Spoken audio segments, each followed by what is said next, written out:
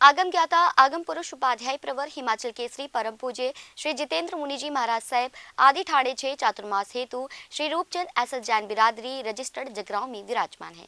महाराज साहब ने प्रवचनों में क्या कुछ फरमाया, आइए सुनते हैं महाराज साहब के मुखारबिंद से। कोई संताप नहीं, कोई शोक नहीं, कोई रोग नहीं। तो भगवान कहते हैं सब दुखाणम अंतं करे, वो आत्माएं फिर सभी दुखों का अंत कर लेती। मगर इतना कुछ पाने के लिए हमारे पास नॉलेज चाहिए, क्योंकि प्रैक्टिस आप तभी किसी चीज़ की करते हो जब उसके बारे में आपको कोई तरीका, कोई सलीका, उसके बारे में आपको कोई ज्ञान होता है। तो अगला पॉइंट है 59, 59वां पॉइंट है ज्ञान संपन्नता। किससे संपन्न बनना? ज्ञान से। एक जगह लिखा हुआ पढ़ा था कि अपने बच्चों को तुम सोचते हो कि मैं अपनी कोई ना कोई प्रॉपर्टी दे जाऊंगा तो ये बच्चे मेरे संपन्न रहेंगे, मगर लिखने वाले ने लिखा यदि पूत कपूत है तो फिर धन संचय करने का कोई फायदा नहीं। यदि पूत कैसा है, पूत इस पुत्र, यदि कपूत है तो पैसा जोड़ने की कोई ज़रूरत नहीं, और यदि पूत सपूत है तो भी पैसा जोड़ने की ज़रूरत क्यों? क्योंकि वो बड़ा इंटेलिजेंट होगा, वो संस्कारी है, तो उसका पुण्य, उसका बल, उसका पराक्रम, उसका इंटेलेक्चुअल उसे सहयोग देगा।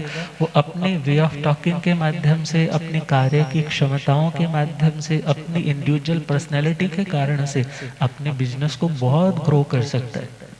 अर्थात यदि ज्ञान है तो कहा तुम्हें डरने की जरूरत नहीं है, क्योंकि कहते हैं घर में आपका मित्र कौन है? शादीशुदा हो तो बोलते हैं घर में पत्नी तुम्हारी मित्र है।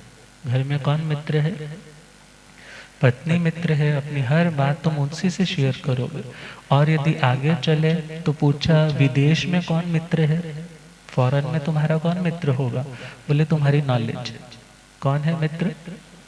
तुम्हारी नॉलेज, तुम्हारा एक्सपीरियंस, तुम्हारे पास यदि किसी भी तरह का कोई आपने कोर्स, कोई डिप्लोमा, कोई डिग्री कर रखी है तो उस फील्ड में तुम काम करने के लिए आगे बढ़ सकते हो। और फिर पूछा रोगी के लिए मित्र क्या चीज़ है? कोई व्यक्ति डिजीज्ड है ना, डिजीज्ड मतलब नॉट एट ईज, वो इजी फील नहीं कर रहा, बड़ा थका थका सा, बेरुखा सा, चिड़चिड़ा सा फील कर रहा है। अब उस दशा में उसका मित्र कौन है? मित्र वो जो तुम्हें कंसोल करे, मित्र वो जो तुम्हें सहयोग दे, मित्र वो जो तुम्हारी गलती को भांपे भी और उसे दूर करने के लिए तुम्हें बार बार मोटिवेट भी करे। तो ऐसे टाइम में मित्र कौन है? ऐसे टाइम में मित्र है औषधि। ऐसे टाइम में कौन मित्र है? तुम मेडिसिन नहीं ले रहे हो, तुम ऐसे टाइम में डॉक्टर को नहीं दिखा रहे हो, तुम ऐसे टाइम में जिन चीज़ों का परहेज करना चाहिए वो परहेज ही नहीं कर रहे हो, तो तुम अपना शत्रु बन जाओगे। अर्थात व्याधि तस्य औषधम मित्रम। यदि कोई व्याधि से ग्रस्त है तो उसके लिए मित्र कौन है? औषधि। और चौथा पॉइंट है, बोले मरने के बाद कौन मित्र है? मरने के बाद कौन मित्र है? बोले धर्मो मित्रम मृतस्य च।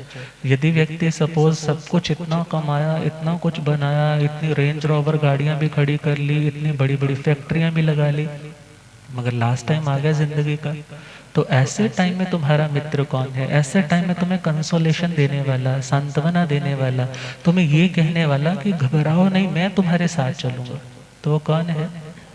धर्म। तुमने कुछ अच्छा किया है, कोई पुण्य किया है, कोई आत्मा के लिए किया है, परोपकार के लिए कुछ किया है, तो ऐसे टाइम में तुम्हारा मन शांत होगा। अशांत नहीं होगा, मैं लुट गया, मैं पिट गया, मेरे साथ कुछ नहीं जा रहा। ऐसे टाइम में व्यक्ति अपने आप को शांति के साथ अगली यात्रा के लिए मूव कर सकता है। तो हमारा पॉइंट है ज्ञान संपन्नता। ज्ञान संपन्नता मीन संपन्नता होनी चाहिए। गृहस्थी है तो पैसे की दृष्टि से भी संपन्नता जरूरी है, क्योंकि पैसा नहीं है तो ना समाज के लोग पूछेंगे, ना दोस्त पूछेंगे, और ना ही इवन कोई सोसाइटी वाले लोग पूछेंगे। बच्चों की एडमिशन करवानी है तब भी पैसा चाहिए, बीमार हो जाए तो भी पैसा चाहिए, कहीं आना जाना घूमना है तो भी पैसा चाहिए। मगर इतना ध्यान रखना है, पैसा जरूरी तो है, पैसा तुम्हारे लिए बहुत कुछ हो सकता है, मगर पैसा सब कुछ नहीं हो सकता। पैसा सब कुछ नहीं हो सकता। और जब ये बात तुम्हारे समझ में आ जाती है तो तुम अपने लाइफ को बैलेंस करने के लिए, मैनेज करने के लिए चल पड़ते हो। तो भगवान ने कहा तुम गृहस्थी हो तो तुम्हें पैसे की भी ज़रूरत है, मगर ज्ञान भी होना चाहिए। ज्ञान किस चीज़ का? How to earn and how to spend, किस तरीके से कमाना है और कैसी जगह पे उसको लगाना है। और यदि ये समझ है तो तुम पैसा कमाते टाइम, व्यापार करते टाइम भी धर्म कर रहे हो। जगरांव से जसविंदर की रिपोर्ट।